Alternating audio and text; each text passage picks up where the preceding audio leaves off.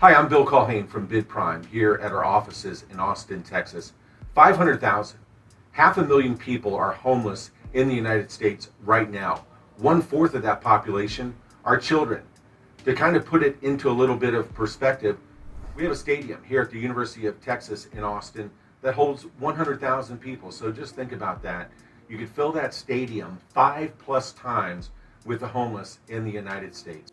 Public sector across the United States have been addressing the issue, and I'm talking state, local, federal governments, literally across the country have been addressing the issue. And if you look at the BidPrime database and looked at it this morning, pulled up the number of bids that are out there, and you see program development, services, shelters, construction, equipment, and materials. Well, getting back to the story on homelessness in the United States, recently, we visited with Dr. Margot Kuchel, who's the director at UCSF for the Center for Vulnerable Populations. And Dr. Kuchel kind of took a healthcare perspective. She's an MD, and she also gave some background. It's an issue that Dr. Kuchel has been involved in for quite some time.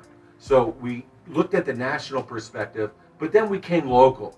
Kevin Henderson, our director of digital media, and myself, we went down to Front Steps here in Austin and sat down with Amy Price, and she gives a look at not just what's going on in Austin, Texas, but Amy also shares some insight on what she's seeing when it comes to homelessness across the country as well.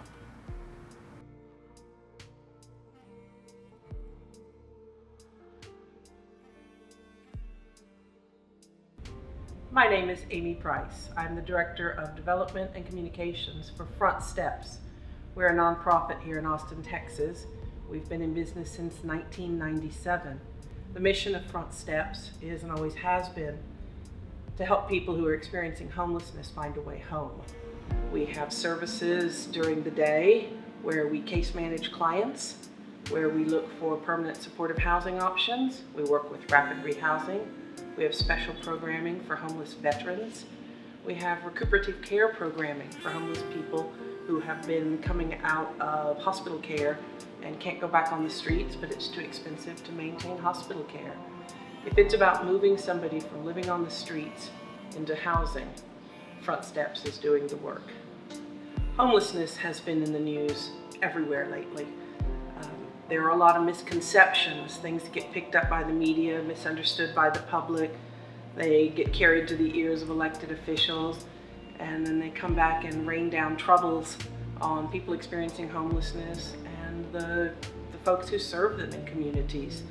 I think that clearly one of the biggest misconceptions is people choose to live on the streets.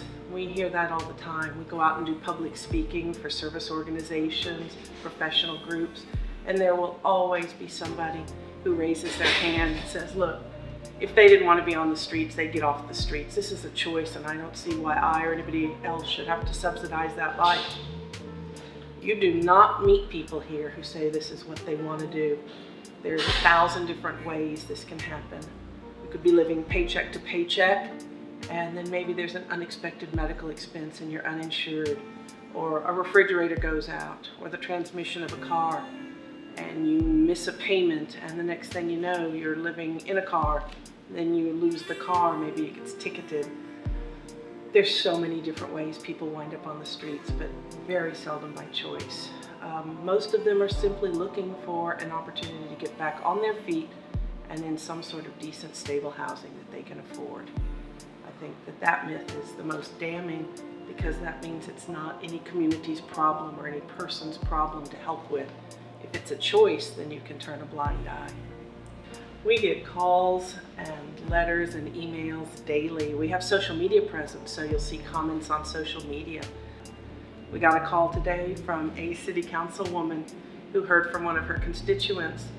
There was a recent podcast on the KUT about the quality of food in our kitchen. We serve dinner here for our shelter clients, and the guys who work here have come from extraordinary fine dining backgrounds, and they're very proud of what they can do with simple ingredients.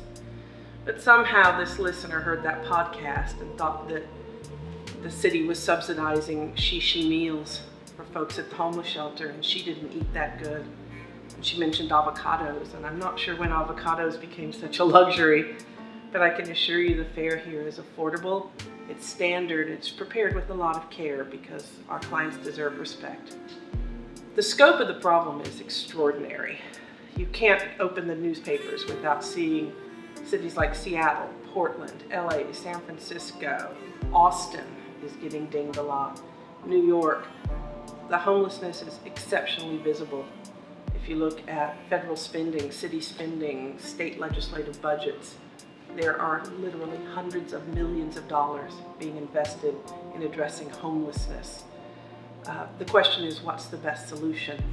If it's affordable housing, we're really talking about, for a lot of our clients who are always going to be low income earners, maybe because of a disability or age, something far lower than that. We moved 426 people last year from the streets into housing. And that was a good year for us. It can take a good bit of time. When we meet people, sometimes they have no ID cards, they have no paperwork connecting them to any sort of benefits.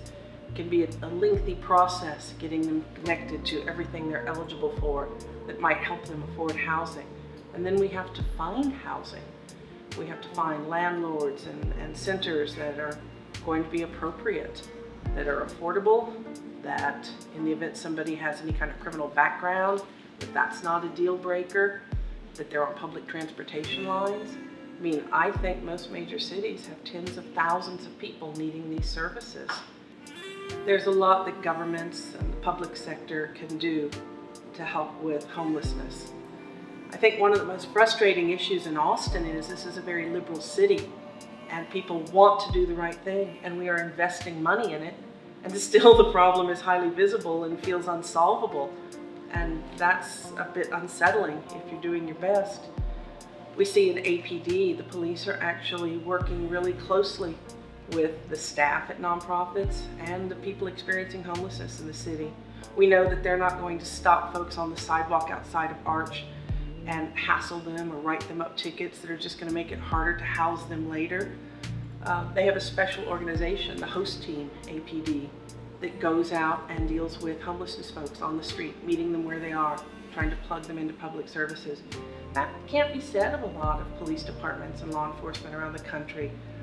APD's Chief Manley was recently selected by Forbes as one of the outstanding 50 leaders in the nation. He was up there with the Gateses. And they only gave a 2-sentence justification for each person on that list. They actually said it was because of his outreach to the homeless of this city. Man, he's in exalted company for something as simple as talking to the people living on the streets. The city of Austin and Travis County are investing in low-income housing and affordable housing, but you have to find places, you have to find partners. It takes time to build it, and of course you're always dealing with the NIMBY issue, not in my backyard. Even generous, kind people don't necessarily want folks they perceive as other, possibly dangerous or less than, to be living near them in any sort of facility, home, anything like that.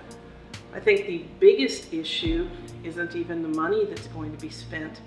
It's going to be having conversations and dialogues where whole communities, the business people, the residential folks, the faith communities, the nonprofit sector, and the clients talk about what's going to be happening and get past this sense that it's somebody else's problem. 20 years ago, I started my nonprofit career with Legal Aid for Central Texas, and one of our larger constituents was the people experiencing homelessness in the community that had civil legal problems. And my very first Christmas, I went to an event sponsored downtown where they collected money and bought long underwear and chocolate bars for the folks experiencing homelessness. And they had Christmas carols playing, and everyone could come in and we washed their feet, and they got fresh, clean underwear that was gift wrapped and a chocolate bar on top. And it was remarkable to see how much people blossomed. I mean, they were invited to a Christmas party and they were given nice gifts, not secondhand anything, but something nice. And I lost sight of my 4-year-old son for a few minutes. And then I saw him cadging chocolate bars off some of the clients. I scampered over there. I was like, oh, so sorry. He didn't mean to take your chocolate bar. And one of the guys caught me by the arm before I could hand him back the bar. And he said he hadn't been able to give anybody a Christmas gift in a lot of years. And he did not want me to have my son give him back the chocolate bar. It was nice to receive, but it was better to give. And I think everything I thought about this just changed in that moment. I mean, these are my neighbors. These are just my neighbors who don't have a house right now.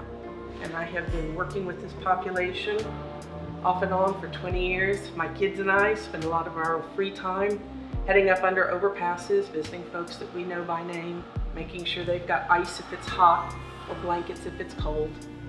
I've never thought twice about it. I've never felt like it was dangerous. These are simply my neighbors who have come on hard times.